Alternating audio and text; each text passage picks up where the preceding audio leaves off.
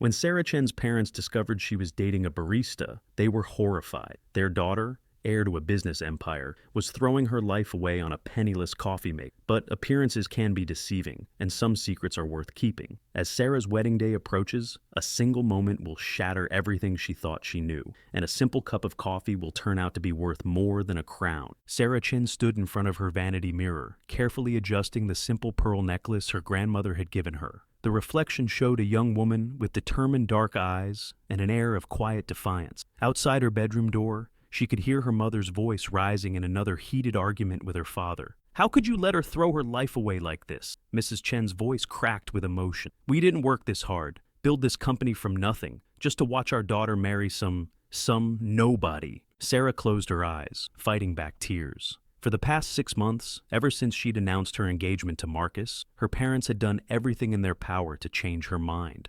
They'd introduced her to the sons of business partners, scheduled accidental meetings with eligible bachelors from wealthy families, and even threatened to cut her off from her trust fund. None of it mattered. Sarah knew what she felt for Marcus was real. She'd met him at a local coffee shop where he worked as a barista. Unlike the privileged men her parents paraded before her, Marcus had a genuine warmth about him that drew people in. He remembered everyone's names and orders, asked about their days, and seemed to truly care about their answers. His hands were calloused from work, his clothes were worn but neat, and his smile could light up the darkest morning.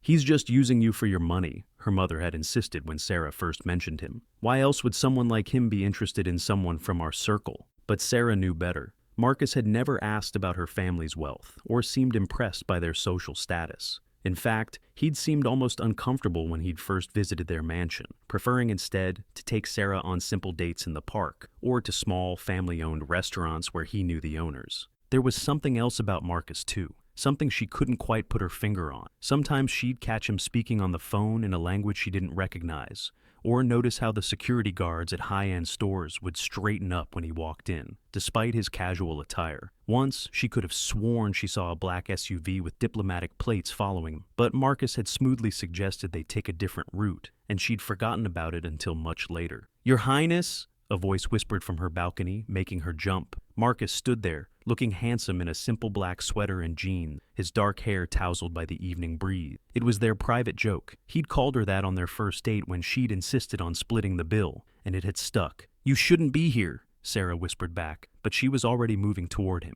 "The wedding's tomorrow. It's bad luck." "I needed to see you," Marcus said, taking her hands in his. "There's something I need to tell you before tomorrow, something important." Sarah's heart skipped a beat. In all their time together, she'd never seen Marcus look so serious. There was an almost regal set to his shoulders, despite his casual clothes. "What is it?" she asked, noting how his familiar calluses felt different somehow, not quite like someone who'd spent years making coffee. Before he could answer, there was a sharp knock at her bedroom door. "Sarah, who are you talking to?" her mother called out. Marcus pressed a swift kiss to her forehead. "Tomorrow," he promised. "Everything will make sense tomorrow." Then he was gone, disappearing into the darkness with a grace that seemed at odds with his supposed background. Sarah barely slept that night, her mind racing with possibilities. The way Marcus moved, the mysterious phone calls, the way he seemed to know things about world politics that most baristas wouldn't. It all pointed to something bigger. But what? The morning of the wedding dawned bright and clear. Despite her parents' disapproval, they'd insisted on handling the arrangements, perhaps hoping until the last minute that Sarah would come to her senses. The result was a lavish affair at the city's most exclusive hotel, though the guest list was smaller than the society weddings Sarah had grown up attending. As Sarah dressed in her wedding gown, elegant but simple, chosen by her rather than her mother, her best friend Lisa helped with the final touches. "You know," Lisa said carefully, "there's something I've been meaning to tell you about Marcus. Last week I saw him at the International Embassy District, but when I called out to him, he pretended not to hear me. He was wearing a suit, Sarah, an expensive one, and he was surrounded by men in black suits with earpieces." Sarah's hand stilled on her veil. "What are you saying?" "I'm saying that maybe your parents are right about one thing. Marcus isn't exactly who he says he is, but maybe—" Lisa trailed off as a commotion erupted in the hallway outside the bridal suite. Raised voices, the sound of running feet, and what sounded like orders being given in multiple languages filtered through the door. Sarah's father burst in, his face pale. "Sarah, you need to see this," he said,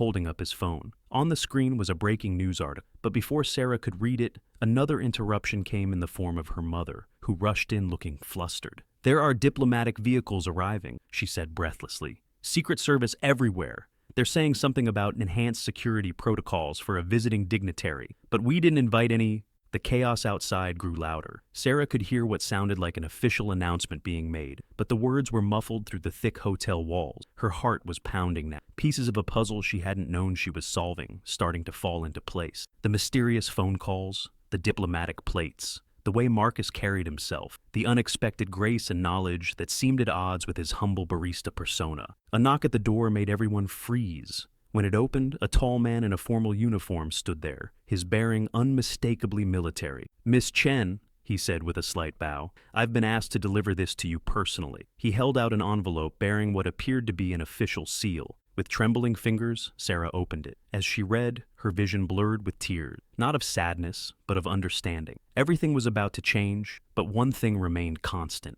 She loved Marcus, no matter who he turned out to be. Outside, the sound of approaching helicopters filled the air. Sarah's hands shook as she read the letter, her mother peering anxiously over her shoulder. The heavy cream paper bore an ornate crest she didn't recognize, but the words were clear enough. "By decree of His Majesty King Ahmad of Niara, you are hereby notified that your intended, His Royal Highness Prince Marcus Abdullah Rashid, Crown Prince of Niara, has been granted permission to proceed with his marriage to Miss Sarah Chen." The rest of the letter blurred before her eyes. Lisa caught her as her knees weakened, guiding her to a nearby chair. "A prince," her father whispered, his face ashen. "All this time, we've been treating the Crown Prince of Niara like—" "The ceremony will begin in 30 minutes, the uniformed man announced, seemingly unfazed by the family's shock. "His Royal Highness asked that you be given this as well." He handed Sarah a small velvet box before departing with another crisp bow. Inside the box was a handwritten note in Marcus's familiar scrawl. "I wanted to be loved for myself, not my title. Forgive me for the deception, M." Beneath the note lay a stunning sapphire pendant, the same deep blue as the night sky on their first date, when they'd stayed up until dawn talking on a park bench. "Oh my God!" Her mother collapsed onto a settee, fanning herself with a wedding program. "The things I said to him, I told the Crown Prince of Niara that he wasn't good enough for my daughter." A sharp knock interrupted her mother's growing hysteria. This time, it was a team of stylists and royal attendants, armed with jewelry boxes and what appeared to be a second wedding dress. The traditional Niarayan royal wedding ceremony requires specific customs to be observed, explained an elegant woman who introduced herself as Lady Amira, the royal protocol officer. However, His Highness insisted that Miss Chen be allowed to choose whether to wear the royal ceremonial dress or her own gown. Sarah looked down at her simple white dress, then at the magnificent creation being carefully unpacked by the attendant. The royal gown was a masterpiece of silk and intricate beading, incorporating both Western and Niaran traditional elements. "Both," Sarah found herself saying. "Is it possible to incorporate elements of both, to honor both traditions?" Lady Amira's face softened into an approving smile. "His Highness said you would say exactly that. We've prepared for this possibility." What followed was a whirlwind of activity. The royal stylist worked with remarkable efficiency, adapting Sarah's dress with elements from the traditional royal garments. Her mother, having recovered from her initial shock, was now hovering anxiously, offering suggestions and alternating between pride and embarrassment as she recalled her previous behavior. Through it all, Sarah's mind was spinning. Memories of the past 6 months took on new meaning. Marcus's perfect table manners, despite his supposed humble background, his extensive knowledge of global politics, the way he'd smoothly handled any crisis that arose. She remembered the time he'd calmed an angry customer at the coffee shop by speaking to him in the perfect Mandarin, then switched to French with the next customer without missing a beat. "The diplomatic cars I saw," she murmured. "His security detail," Lisa confirmed, helping to adjust Sarah's veil. "They've probably been watching over both of you this whole time."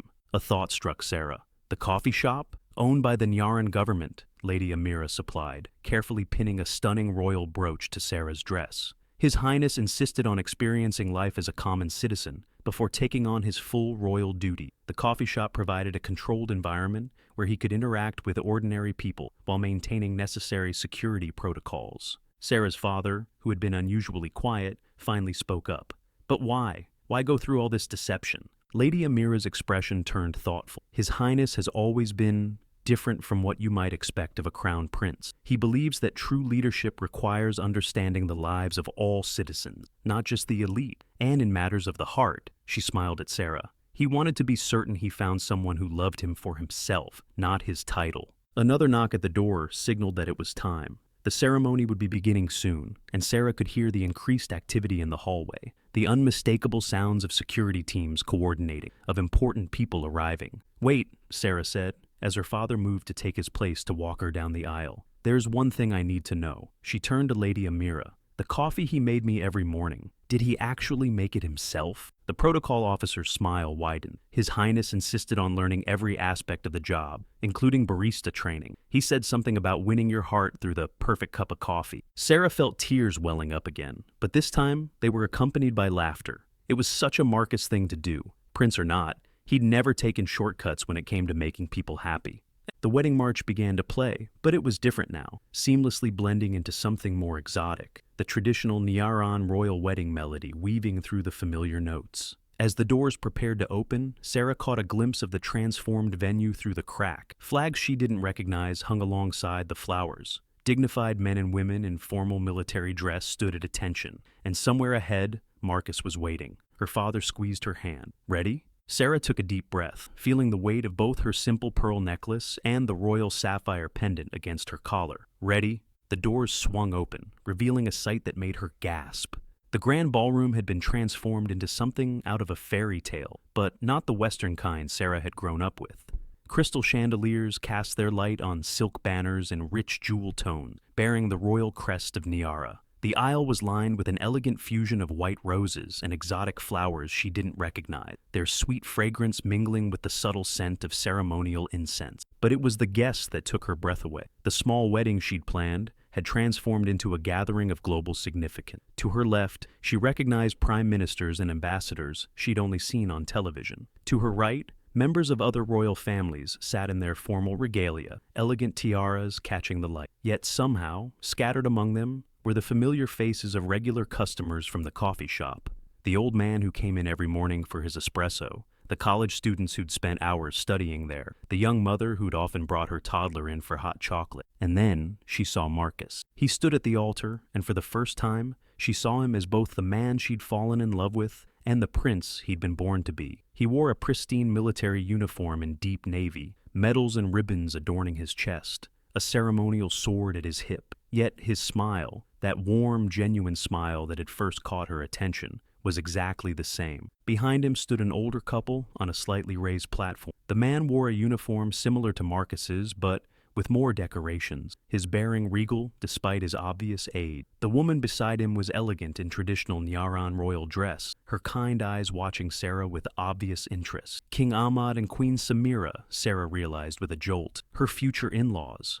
As she walked down the aisle on her father's arm, she heard the whispers. Some were from the diplomatic corps, discussing the political implications of a crown prince marrying a commoner. Others came from the coffee shop regulars, expressing delighted shock at discovering their friendly barista's true identity. But all Sarah could focus on was Marcus's face, the love and anxiety she saw there. The way his hands twitched as if fighting the urge to reach for her. When she reached him, he took her hands in his, and she felt the familiar calluses that had come from months of operating the espresso machine, proof that none of it had been a lie, not the parts that truly mattered. The ceremony began, an intricate blend of tradition. A Western minister stood alongside a Niaran holy man, their words weaving together in a ceremony that honored both cultures. Sarah noticed how Marcus switched effortlessly between English and Niaran, speaking each set of vows with equal sincerity. As they exchanged rings, Sarah was surprised to see that Marcus's hands were trembling slightly. This man who had calmly handled diplomatic crises, who had grown up in the spotlight of royal duty,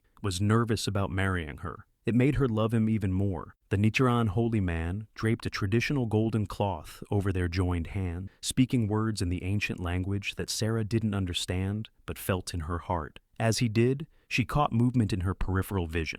The wedding guests were all standing, including the king and queen, as what she assumed was the Niaran royal anthem began to play softly. Marcus squeezed her hands, drawing her attention back to him. "There's one more thing," he whispered, his voice carrying a hint of apprehension. "After the ceremony, there's a traditional royal proclamation. My father—" But before he could finish, King Ahmad stepped forward, his voice filling the room with surprising strength for a man of his age. My son chose to seek love among the people, living as one of them, working alongside them. His eyes swept the room, landing briefly on several stern-faced advisors, questioned this decision. But today, as I look upon the woman he has chosen, I see the wisdom in his choice. The king's eyes met Sarah's, and she was surprised to see them twinkling with something that looked like approval. He continued, "For a future king must understand his people, and his queen must love them as she loves him. This I have witnessed in their courtship, hidden though it was meant to be." A small chuckle rippled through the room. Queen Samira stepped forward then, her voice gentler but no less commanding. "And so, it is with great joy that we welcome Sarah Chen not only into our family, but into the royal line of Niara. For love that sees beyond titles and wealth is the foundation upon which the strongest kingdoms are built." Sarah felt Marcus's grip on her hands tighten, and she realized this was more than just a wedding ceremony. It was a public declaration of a new era for Niara. The implications began to dawn on her. She wasn't just marrying Marcus, she was becoming. The doors at the back of the ballroom burst open suddenly, causing the security teams to snap to attention. A man in a dark suit rushed in, whispering urgently to the head of security. Within moments, the elegant ceremony dissolved into controlled chaos as guards moved to surround the royal family. "Your Majesty," the man in the suit said, his voice tense, "we have a situation that requires immediate attention. It's about the northern province." The head of security began ushering the royal family toward a side door, but Marcus stood firm, his hand still gripping Sarah's. "No," he said, his voice carrying the unmistakable tone of command. "Whatever it is, it can wait 10 minutes. I will not leave my wedding ceremony unfinished." Sarah watched in amazement as everyone, including the king, deferred to Marcus's authority in that moment. She saw something shift in the room's atmosphere. The wedding guests who had been rising in alarm settled back into their seats, calmed by the prince's steady demeanor. 5 minutes, the security chief countered, his expression grave. Marcus nodded once, then turned back to the holy men. "Please, continue." The remainder of the ceremony proceeded at a slightly accelerated pace, but Marcus never let the urgency of the situation rob the moment of its significance. When they were pronounced husband and wife, his kiss was gentle but swift, and Sarah could feel the tension in his shoulders even as he smiled at her. "I'm sorry," he whispered against her ear as they turned to face their guests. "This isn't how I wanted our wedding day to." "Your Highness," the security chief interrupted, "we must move now." Marcus straightened, and Sarah watched as the man she loved transformed into the crown prince before her eyes. His bearing became more formal, his jaw set with determination. But when he looked at her, his eyes were still gentle. "Come with me," he said, not as a command but as a request. "This is your world now, too." Without waiting for the traditional recessional, they were escorted through the side door into a secure corridor. Sarah was aware of her parents being brought along as well, their faces a mixture of concern and bewilderment. Queen Samira walked beside Sarah, her hand gentle on the young bride's arm. "Welcome to royal life, my dear," the queen said with a hint of wry humor. "Sometimes duty calls at the most inconvenient moments." They were led to what appeared to be a command center that had been set up in one of the hotel's conference rooms. Maps and satellite images were displayed on large screens, and officials in both military and civilian dress were speaking rapidly in multiple languages. "Report!" Marcus commanded as they entered, and Sarah was struck by how natural he looked in this environment, so different from the casual barista she'd known. "The separatist faction in the northern province has seized several government buildings," an official explained, pointing to locations on a map. "They're demanding recognition as an independent state and claiming to have support from the Karlovian government," Marcus finished, his expression darkening. "They've been building to this for months. That's why I was here in the first place, working to establish diplomatic channels through unofficial means." Sarah's mind reeled as pieces fell into place. The mysterious phone calls, the meetings she'd glimpsed him having with serious-looking men at the coffee shop, the times he'd had to suddenly cancel their dates. It hadn't just been about experiencing life as a commoner. He'd been on a diplomatic mission all along. "The Karlovian ambassador is still at the wedding," Marcus continued, his tactical mind clearly at work. "This gives us an opportunity. Father, if you could speak with him unofficially while I contact our military command." King Ahmad nodded, already moving toward the door. "They chose this moment deliberately," he observed. "They thought the royal wedding would distract us, leave us vulnerable. Instead, we have every major diplomatic player already gathered in one place," Marcus finished. He turned to Sarah, and she could see the conflict in his eyes. "I'm so sorry. This isn't how I wanted to start our life together." But Sarah was already shaking her head. She thought of all the times she'd watched Marcus handle difficult situations at the coffee shop, angry customers, minor emergencies, moments of crisis both large and small. He'd always remained calm, found solutions, brought people together. This was just a larger version of the same thing. "What can I do to help?" she asked. Marcus blinked in surprise, but Queen Samira smiled approvingly. "You see," she said to her son, "this is why you chose well." Sarah's mother stepped forward, her business acumen coming to the fore. "The reception hall is full of the world's most influential people. If you need a place for unofficial diplomatic discussions..." Marcus's face lit up with the same expression he'd worn when solving complex problems at the coffee shop. "Mother, could you and Mrs. Chen coordinate with the hotel staff? We need to turn the reception into a working diplomatic summit without alerting the media or causing panic among the guests." Queen Samira and Mrs. Chen exchanged a look of perfect understanding before heading out to restructure the entire reception. Sarah's father, after a moment's hesitation, followed them, already pulling out his phone to contact his business connections who might be of help. Sarah found herself standing in the middle of this whirlwind of activity, still in her wedding dress, watching as her new husband balanced the roles of prince, diplomat, and strategist. She knew she should feel overwhelmed, but instead she felt strangely calm. This was Marcus, her Marcus, just operating on a larger stage than she'd known existed. A young aide approached with a tablet, speaking rapidly in Niaran. Without thinking, Sarah responded in the same language, surprising herself as much as everyone else in the room. Those hours spent listening to Marcus's phone conversation, picking up phrases here and there, had apparently taught her more than she'd realized. Marcus paused in his strategic planning to stare at her with a mix of pride and amazement. "You learned Niaran?" "Just a little," she admitted. "I wanted to understand your world better, even before I knew what that world really was." The moment was interrupted by another urgent message coming through, and Sarah could see the northern province situation was escalating. But as Marcus turned back to the crisis at hand, she caught the queen watching her with knowing eyes. "The first test comes sooner than expected," Queen Samira said softly, "but you're handling it well. A future queen must be ready for anything." The word queen echoed in Sarah's mind as she watched Marcus coordinate with military commanders while simultaneously drafting diplomatic responses. She wasn't just a bride today, she was becoming part of something much larger. The next few hours passed in a blur of activity. The wedding reception had been seamlessly transformed into an informal diplomatic summit, with careful groupings of tables ensuring that key players could discuss the situation discreetly. To anyone watching from the outside, it appeared to be nothing more than a lavish celebration. Sarah found herself drawing on skills she didn't know she possessed. Her years of attending her parents' corporate events had taught her the delicate art of reading a room, and now she used that knowledge to help the queen orchestrate subtle diplomatic interactions. When she noticed the Karlovian ambassador looking particularly tense, she made sure he was seated near the jazz quartet, playing soft background music. She remembered him mentioning his love of jazz that day he'd come into the coffee shop. "You're a natural at this," Marcus murmured as they shared their first dance as husband and wife, maintaining appearances while actually discussing strategy. "The Karlovian ambassador has already softened his stance after you arranged for his favorite musical selection." "I had a good teacher," Sarah replied, thinking of all the times she'd watched Marcus defuse tensions at the coffee shop with seemingly simple gestures that meant so much more. "Though I didn't realize at the time I was learning from a prince." Marcus's hand tightened slightly on her waist. "I'm still the same person who made your caramel macchiato every morning. That wasn't an act." "I know," she said softly. "That's why I fell in love with you. And that's why I know you'll handle this crisis the same way you handled everything at the coffee shop, with wisdom and compassion." A subtle signal from one of the security team caught Marcus's attention. "The satellite feed from the northern province is ready," he whispered. "We need to excuse ourselves naturally." Sarah smiled brightly, as if her new husband had just said something charming, and began leading him toward the edge of the dance floor. As they passed various guests, she created natural pauses in their progress,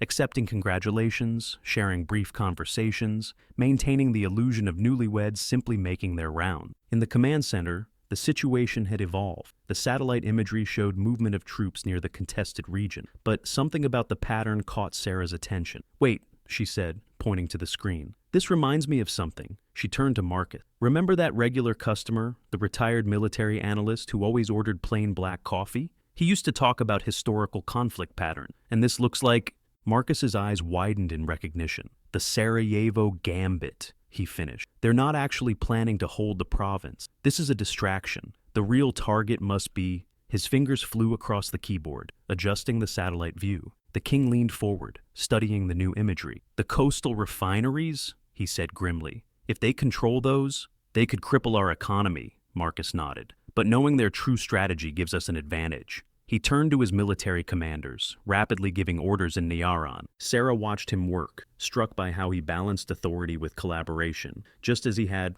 when managing the coffee shop team. Even in this high-stakes situation, he took time to listen to all perspectives before making decisions. A subtle touch on her arm made her turn. Queen Samira stood there, holding what looked like an ancient wooden box. "Come with me," the queen said softly. "There's something you need to see while Marcus handles this part of the crisis." Sarah followed her mother-in-law to a private room adjacent to the command center. Inside, the queen carefully opened the box to reveal a delicate crown, different from the grand one she herself wore. "This is the crown of Dawn," Queen Samira explained. "It has been worn by every crown princess of Niara since the kingdom's founding. Legend says it carries the wisdom of all who wore it before." She paused, looking at Sarah intently. "It is usually presented during a formal coronation ceremony, but given the circumstances," Sarah's breath caught as she realized what was happening. According to protocol, she knew she shouldn't receive such an honor until after a formal coronation. But the queen's expression told her this moment held special significance. "Our people have a saying," Queen Samira continued, lifting the crown. "In times of storm,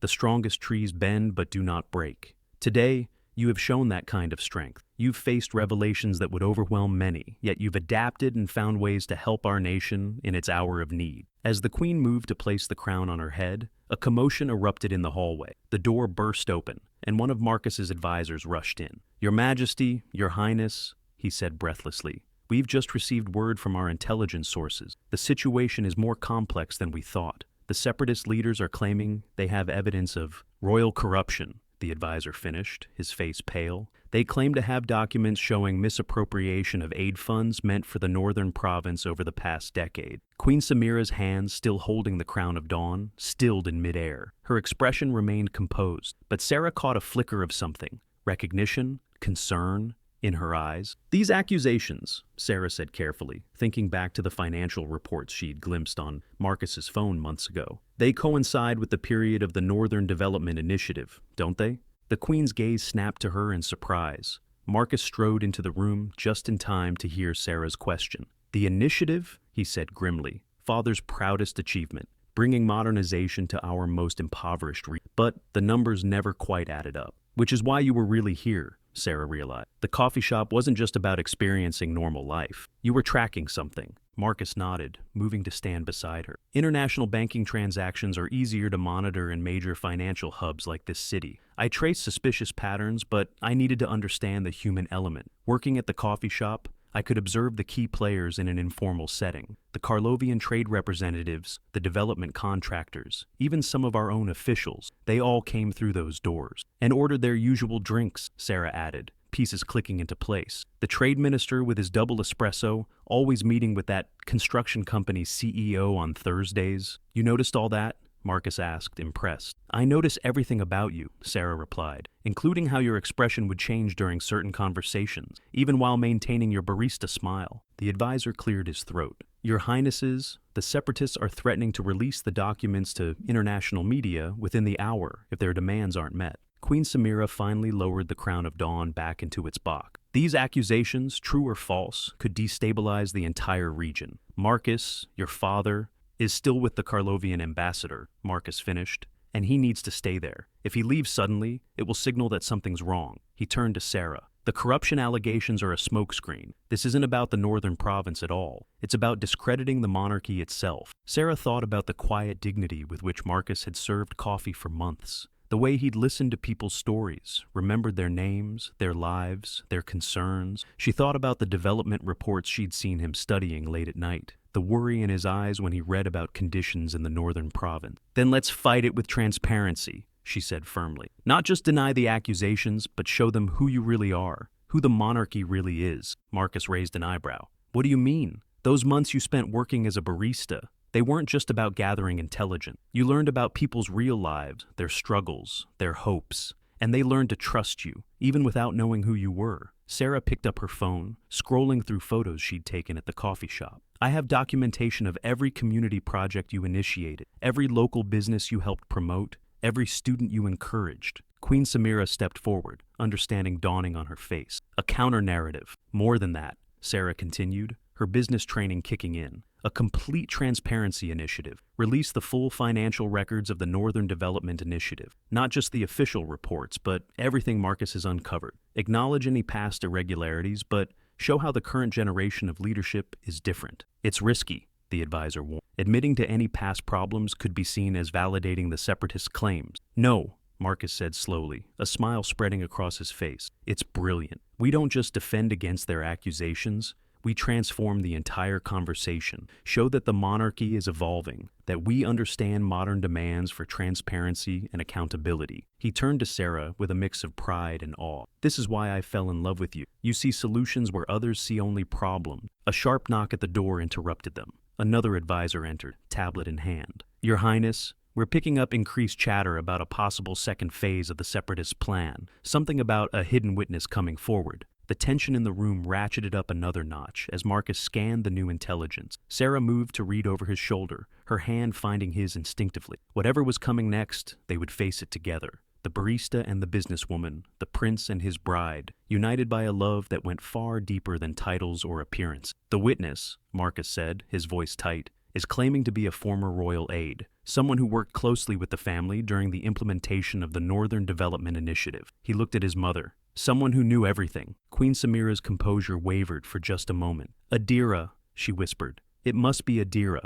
Who is Adira? Sarah asked, noting how both Marcus and his mother had tensed at the name. She was more than an aide, the Queen explained. She was my closest friend, almost like a sister to me. She disappeared 10 years ago, right after the first phase of the initiative was completed. We thought, she paused, collecting herself. We were told she died in a car accident while traveling in the northern province. Marcus was already typing rapidly on his tablet. But no body was ever found, he said grimly. And now she resurfaced, right when the separatists need credibility for their accusations. Sarah watched the interplay between mother and son, seeing the weight of history and unspoken words in their exchange. There's more to this story, isn't there? Queen Samira moved to the window, looking out over the city lights. Adira was brilliant, especially with numbers. She helped design the entire financial structure of the initiative. But more than that, she was a true believer in what we were trying to accomplish. She wanted to help the northern province prosper, to bridge the gap between the regions. And then she found something,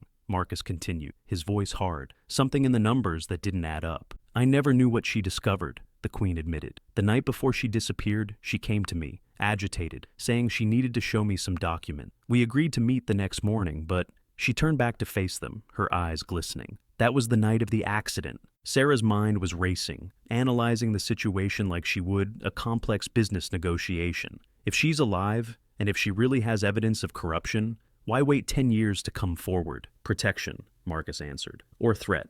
Maybe both. He ran a hand through his hair, a gesture Sarah recognized from their coffee shop days when he was piecing together a particularly complex puzzle. The timing is too perfect. The separatists didn't just find her. They've been saving her for the right moment. A series of urgent messages lit up Marcus's tablet. The witness statement is being prepared for release, he reported, along with what they're calling definitive evidence of royal family involvement in the misappropriation of funds. Sarah stepped closer to the Queen, studying her face. You didn't know about the corruption, did you? But you suspected something wasn't right. There were signs, Queen Samira admitted. Small discrepancies, projects that cost more than they should have. Contractors who seemed to appear from nowhere and win major bids. But every time I raised questions, there were plausible explanations. And father? Marcus asked quietly. The Queen's expression softened. Your father is a good man who wanted desperately to help our people. Sometimes good men trust the wrong people. Another advisor burst into the room. Your Highnesses, we've just received word.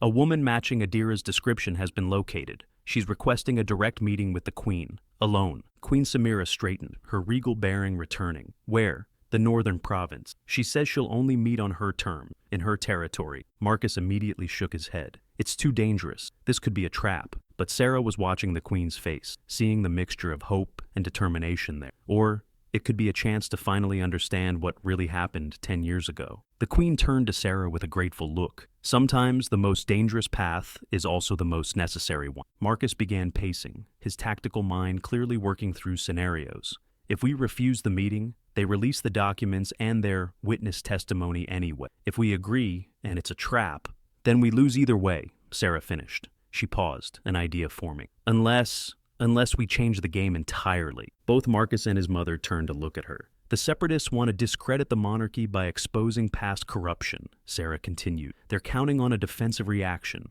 on us trying to protect the family's reputation. But what if instead? She picked up the box containing the crown of Dawn, its ancient craftsmanship, a reminder of centuries of royal history. What if instead we show them what the monarchy can become? A slow smile spread across Marcus's face, the same smile she'd fallen in love with across a coffee counter. You have a plan.